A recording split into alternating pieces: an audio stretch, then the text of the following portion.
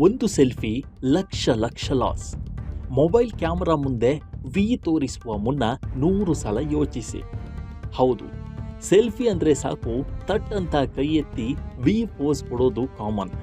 Instagram, Facebook full V sign ಫೋಟೋಗಳೇ ತುಂಬಿವೆ. ಆದರೆ ಇನ್ನು ಮುಂದೆ ಹಾಗೆ ಪೋಸ್ ಕೊಡೋ ಮುನ್ನ 100 ಸಲ ಯೋಚಿಸಿ. ಯಾಕಂದರೆ ನಿಮ್ಮ ಈ ಒಂದು ಮುದ್ದಾದ ಸೆಲ್ಫಿಯೇ ಸೈಬರ್ ಕಳ್ಳರಿಗೆ ನಿಮ್ಮ ಬ್ಯಾಂಕ್ ಖಾತೆ ಲೂಟಿ ಮಾಡೋಕ್ಕೆ ದಾರಿ ಮಾಡಿಕೊಡಬಹುದು. ಇದು ಹೊಸ ಡಿಜಿಟಲ್ ಭೀತಿ.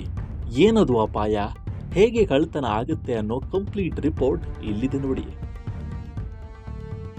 ಪ್ರಸ್ತುತ ಮಾರುಕಟ್ಟೆಗೆ ಬರುತ್ತಿರುವ ಸ್ಮಾರ್ಟ್ಫೋನ್ಗಳಲ್ಲಿ ಅತ್ಯಂತ ಸುಧಾರಿತ ಹೈ ಕ್ವಾಲಿಟಿ ಕ್ಯಾಮೆರಾಗಳನ್ನು ನೀಡಲಾಗ್ತಿದೆ. ಇದರೊಂದಿಗೆ ಕೃತಕ ಬುದ್ಧಿಮತ್ತೆ ಅಂದರೆ ಆರ್ಟಿಫಿಷಿಯಲ್ ಇಂಟೆಲಿಜೆನ್ಸ್ ತಂತ್ರಜ್ಞಾನ ಕೂಡ ಸೇರಿಕೊಂಡಿದೆ.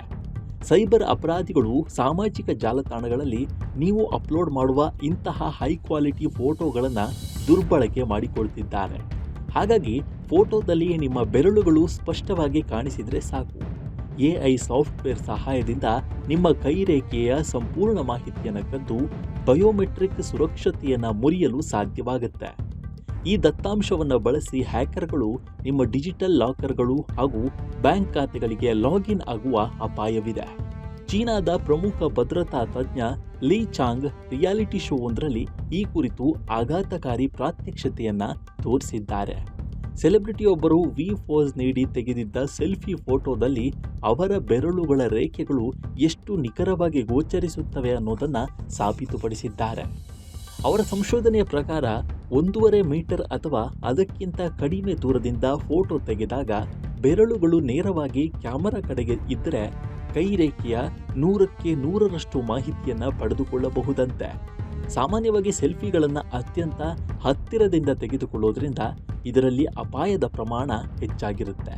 ಇನ್ನು 3 ಮೀಟರ್ ದೂರದಿಂದ ತೆಗೆದ ಫೋಟೋಗಳಿಂದಲೂ ಸುಮಾರು ಅರ್ಧದಷ್ಟು ಬೆರಳುಗಳ ರೇಖೆಗಳನ್ನು ವಿನ್ಯಾಸವನ್ನು ಮರುಸೃಷ್ಟಿ ಮಾಡಬಹುದಂತೆ. ಫೋಟೋ ಎಡಿಟಿಂಗ್ ಟೂಲ್ಸ್ ಮೂಲಕ ಸೈಬರ್ ವಂಚನೆ ಸಾಧ್ಯವೇ? ಲೀಚಾಂಗ್ ಕೇವಲ ಸಾಮಾನ್ಯ ಫೋಟೋ ಎಡಿಟಿಂಗ್ ಸಾಫ್ಟ್ವೇರ್ ಅಥವಾ AI ನೆರವಿನಿಂದಲೇ ಕೈರೇಖೆಗಳನ್ನು ಅತ್ಯಂತ ಸ್ಪಷ್ಟವಾಗಿ ಕಾಣಿಸುವಂತೆ ಮಾಡಿ ತೋರಿಸಿದ್ದಾರೆ.